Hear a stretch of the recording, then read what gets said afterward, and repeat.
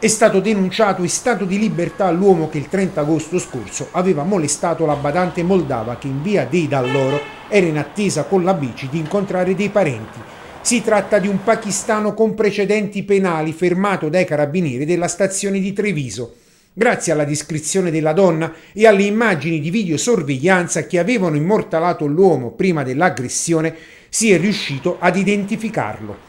L'altra persona che era in sua compagnia invece risulta essere estraneo alle violenze, come poi ha confermato la stessa ragazza durante il riconoscimento avvenuto dai militari. I carabinieri hanno detto che non c'è la telecamera proprio vicino di là, hanno guardato loro. E invece io quando ho detto che loro sono entrati a Cona, loro hanno fatto ordine per prendere dalle 7 fino alle 8 chi passava, chi usciva dal Cona, perché loro erano entrati a Cona.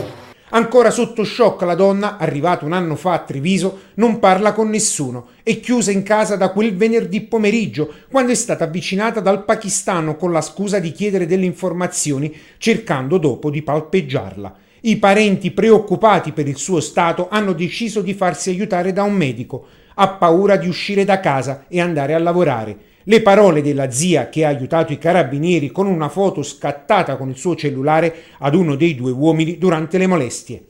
Secondo te si riprenderà da questa paura?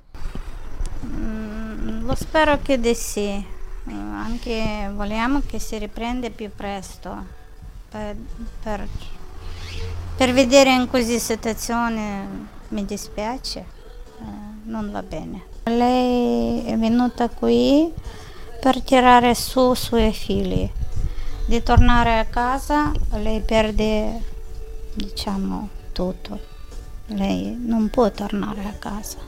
Lei deve restare e tirare su i suoi figli, basta. Una vita spesa per i figli e a lavorare per mantenerli. Chi la conosce spera che non ritorni nel suo paese di origine. Ma la figura di quell'uomo è ancora incisa nella mente della donna, una violenza morale prima di quella fisica.